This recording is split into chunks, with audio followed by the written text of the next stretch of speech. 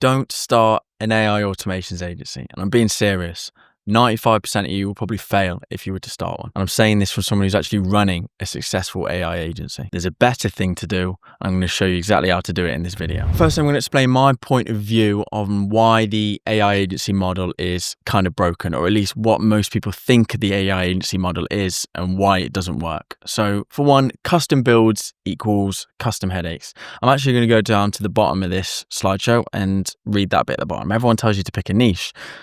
How many automations can you build for a specific niche, aka you're capped at a certain amount, right? So everyone actually tells you, for some reason, all these gurus say, well, no, I'm not saying, for some reason, with AI agencies, I'm not 100% sure that you need to pick a niche, right? I know everyone tells you in this space to go ahead and pick a niche. And I get it, because then you can sort of create one automation and sell it to loads of people, which makes sense, which is actually what I'm going to talk about. Or you can sort of get enough information about that niche to be able to then create a variety of different automations that will suit that niche. But the thing is, and something I've found and why I actually changed a few months ago, is because custom builds equal custom headaches, right? So you're just doing all these custom builds for people, right? You're reaching out to loads of people, telling them that you've helped a certain amount of people in that industry already. This is why you should listen to me. And they'll go, yeah, okay, right. This is what I want to do. And you're one-man band. And an automation doesn't just take a day to build. Let's be real, right? I'm a seasoned automator. I know how to build. And even me, it doesn't take a day to do it. Sometimes it can take a week, sometimes it can take a week and a half, sometimes it can take 2 weeks. Imagine doing that for loads of different people, right? You've got 5 clients on, 5 projects on at one point. I'm not saying that's the norm, by the way. Don't sit there at home having no clients thinking this is exactly what the fuck. I was meant to have 10 clients at once. What's going on? I'm not saying that's the norm, but let's say you do have, 2 or 3 projects ongoing. You're doing them all at the same time. It burns you out, and it's actually low margin, really, because if you think about it in a way of your time, you're spending a lot of time for maybe a system that is you're going to charge 3, 4, 5 grand for. Obviously it's worth it, but at the same time, once you're doing it on a different kind of scale and you're doing it for more and more people, it gets less and less worth it as you do it. It doesn't become as enjoyable anymore. I'm a person that loves building. I just can sit there and build automations all day and sit on NA10 and make.com and do that. But even doing it for people where I'm building custom projects consistently, it's a headache. It really is.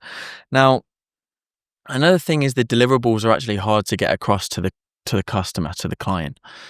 One, because potentially you haven't actually done this build before because it's a custom build, so you're not actually sure the results. And 2, obviously clients want to know the results that it's going to get them. Is it going to save them time? Is it going to make them money? Is it going to do both?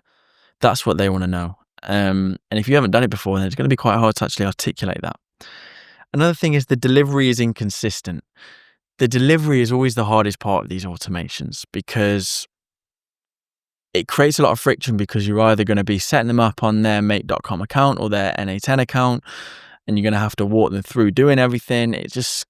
There's a certain amount of professionality that gets lost during that process. Plus, it's inconsistent in a way that, once you build one automation or one productized service, let's call it, you then get the idea of how the delivery works, and you can automate it, streamline it, or make it a lot better and frictionless for the client, as opposed to building loads of different types of automations that might require loads of different types of tools that you're going to have to get them to sign up to. It just gets a bit of a headache. And another thing, like I mentioned there, selling labor, which is what I actually mentioned before. You're not selling automations. You're literally just a glamorized freelancer. You could just go on Upwork and do all this, but Upwork is a saturated market that is really tough to get clients on, and it doesn't pay as well. So it is literally just glamorized freelancing. You get on a call, you show your expertise, if you even have got that expertise, because again, in this now day and age, with the amount of people that are now doing AI agencies or have AI agencies, you really have to be an expert in this. You have to be good and you have to know what you're doing. You have to be able to articulate the fact that you have some kind of authority in this field. And then you also have to deliver on that authority, or deliver on that promise that you've already just given them. So I think there's a few reasons why it's broken. Another one that I haven't mentioned on here is potentially the fact that a lot of the times AI agent, automations, people want to own their automations. They want it to be one-offs. Now, if things are one-offs, this is what I was doing before, and don't get me wrong, I enjoyed it. It was a good time. Is when I started this. I did it for the first good few months. I was just selling one-off automations, and I enjoyed it because it was like, fuck, oh my God, this works. I can do this. People are paying me to build people are paying me to do something I love. I've never done something I love and got paid for it. I used to do a paper round. That was all right. Got a nice little walk in the morning, but didn't get paid enough. And this, you could get paid, a decent amount of money for doing a build that you might have already done, or a completely new custom build. And once you've handed it over and got through that headache, it's done. But the thing is, even the delivery can take half a day. It can take a long time. You think it's just quickly, I built this, let me just put it on your account. It's not like that. You have to then give them training on everything, etc., etc. So your commission, the amount of money you can make is definitely capped, because they're one-offs. You're starting on zeros every month. The delivery takes a long time. Everything takes a long time. People out here are telling you that it's quick. You can get quick wins. There's no quick win in this game. It takes a long time just for delivery, to build it, then for delivery, then for training. Yeah, you can maybe have a Notion doc or, SOPs everywhere, but still, when you're doing custom builds, you don't really have a SOP. You can have a sort of templated SOP, but at the same time, it needs to be tailored and bespoke to everyone else. And the customers that actually want these things built and owned by themselves, which when I was doing it, that was my sort of USP, was the fact that I would build this for you. You could 100% have full ownership, which is where a lot of my clients come from. They liked the fact that it could be theirs forever because ROI makes sense there.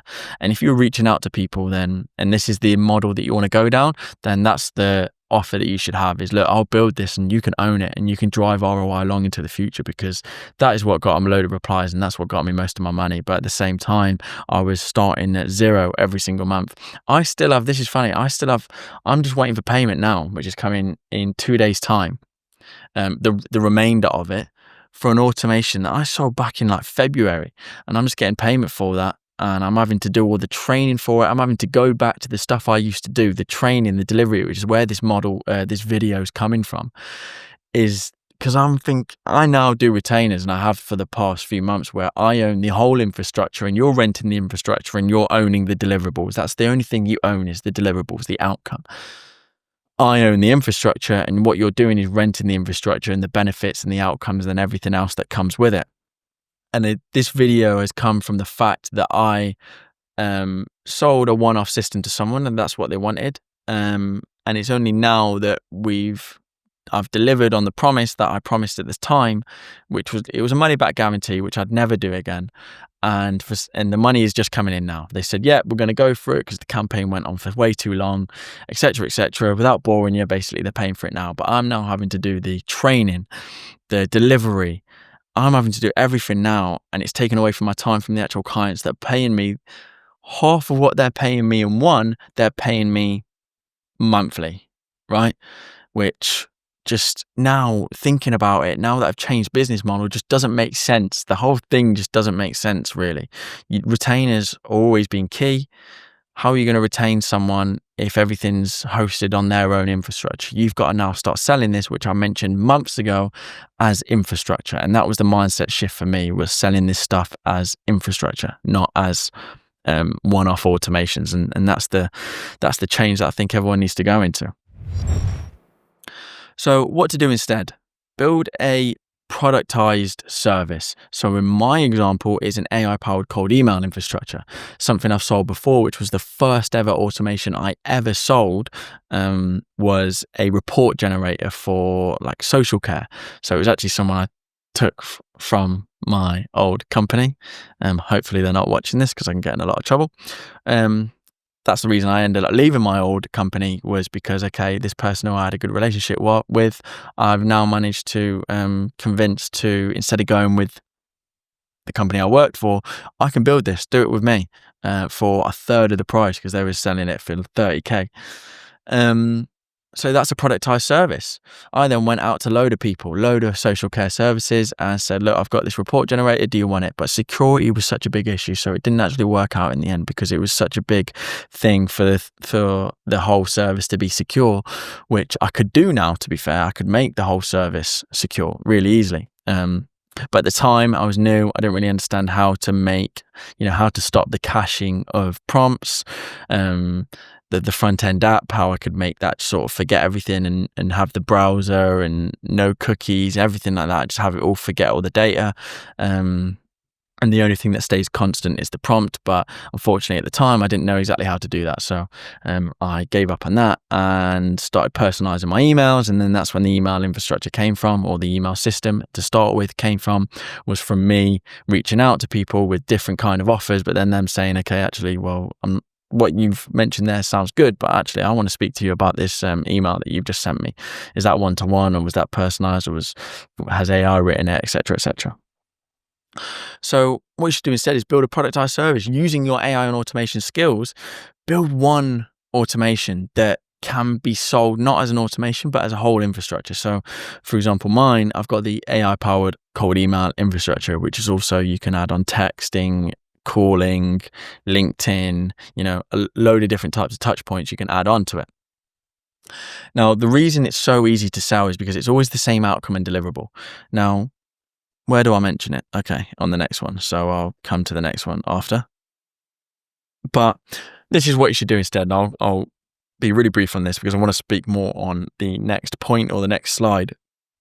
But it's always the same outcome and deliverable, and the deliverables are defined. So you know that your system and your infrastructure, whatever it is that you've built, works, and you know what the deliverables and the outcomes are, and you can articulate that really easily, and they're very much defined in terms of the prospect's eyes and exactly what you're going to be speaking to them about. Now, because of your automation skills, you're going to be able to automate it. You're going to be able to automate the whole process, from delivery to everything. You're going to be able, the whole system, the whole infrastructure is powered by automation, and it's sold as an outcome as a service. So OAS, but you've never heard of that. Or even better, IaaS, infrastructure as a service, which is an actual thing. But SaaS has sort of buried IaaS. When I first started in this game, like 3 years ago, working for data center solution providers, we were selling a lot of IaaS, which is infrastructure as a service. So they were renting servers, which was their infrastructure, and everything that went on the servers was then the software as a service. Now, whenever you speak to someone about SaaS, all they think was SaaS is like an instantly AI or some sort of something like that. But a SaaS could be, I've dropped my pen, 2 seconds.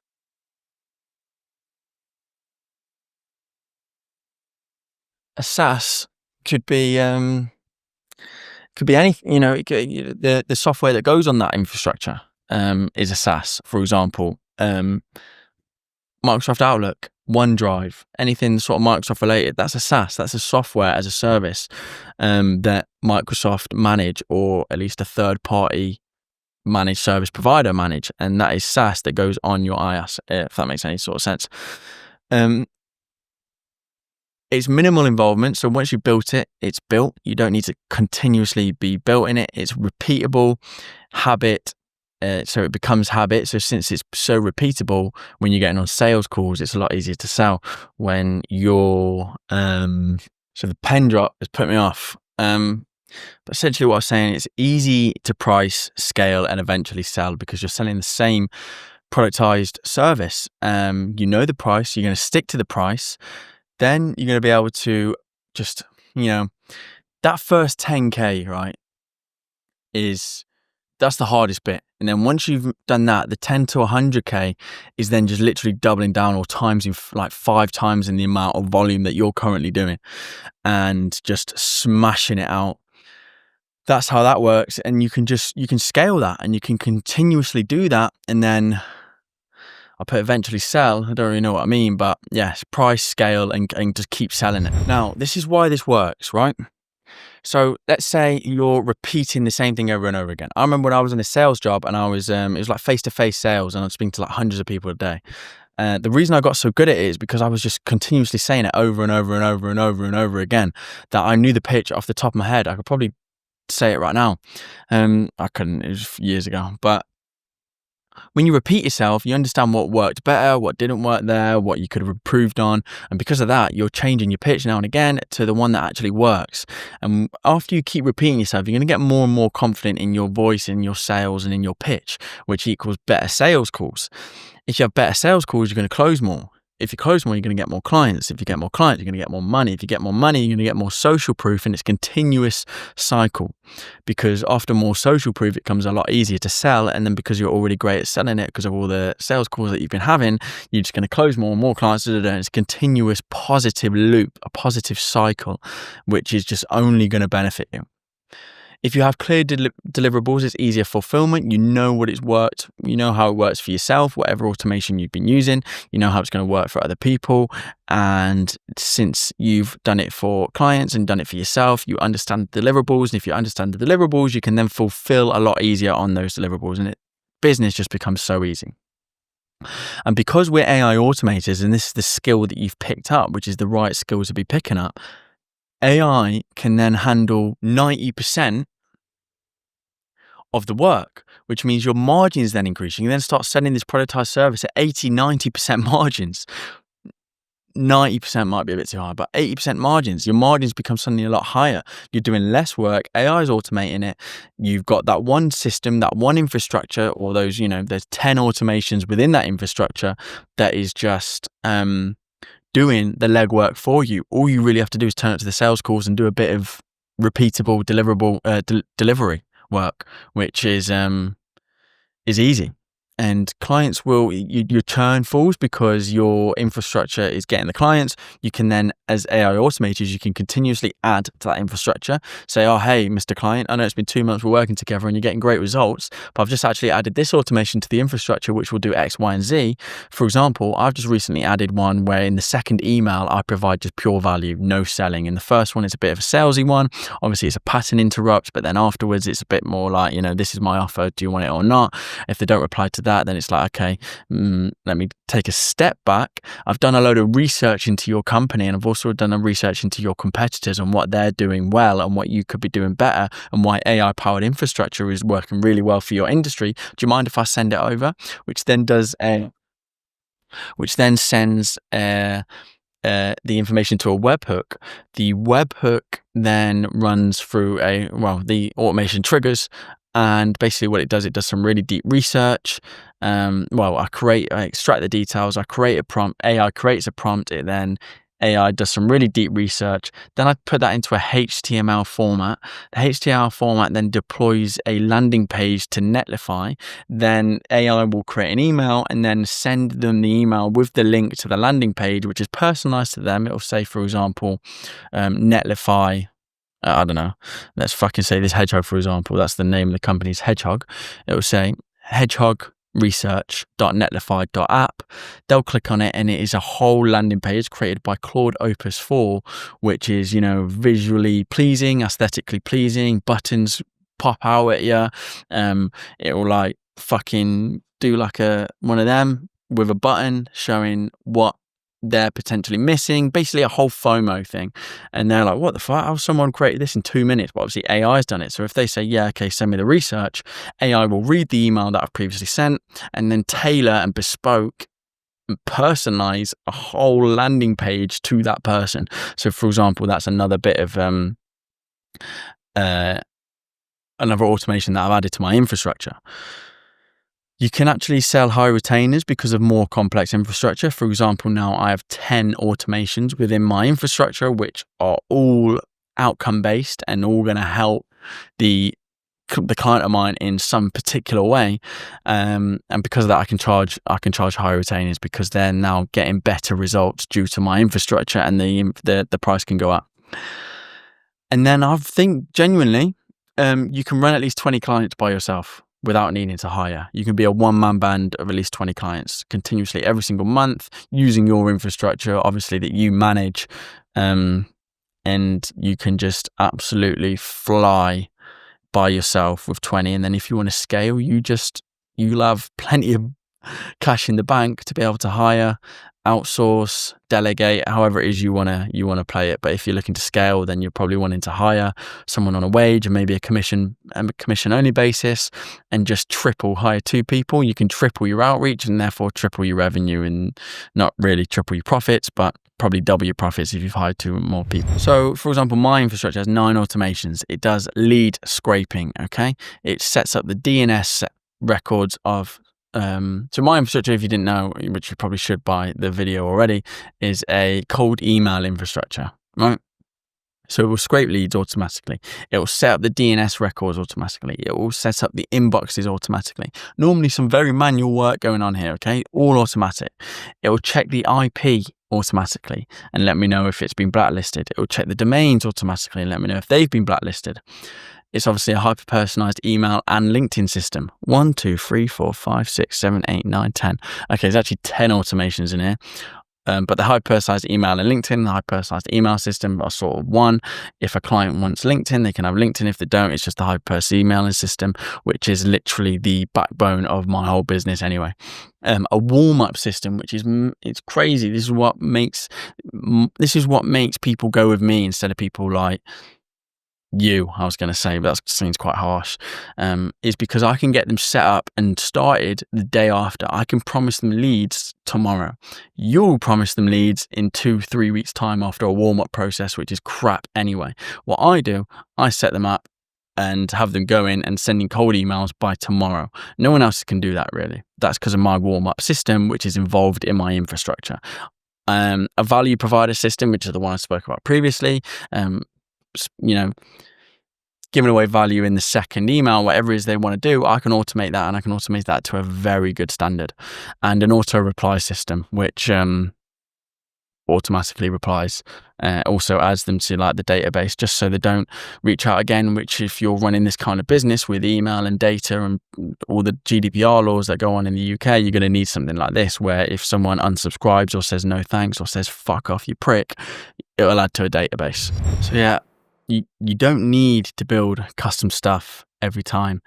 You don't need to start on zero and be chasing clients every single month. And you don't need to be an AI automations agency. You just need to have the skills to be able to create a productized service that you can automate 90% of the work from. Look, feel free to steal this model, go through everything I said, write some notes and use it for your own business growth, because I think you'll scale a lot better and a lot quicker using this approach as you were to use someone else's, what you see on YouTube, the AI agency business model. And even if you want to accelerate that growth, you can for sure head over to the school community. My whole infrastructure, every single automation I mentioned is in there, and you can get going tomorrow and start getting a client within days. Okay. But yeah, I hope this has all helped nonetheless. Let me know if it has. Drop me a like, drop me a comment. It all really helps, and I'll see you in the next one. Take care.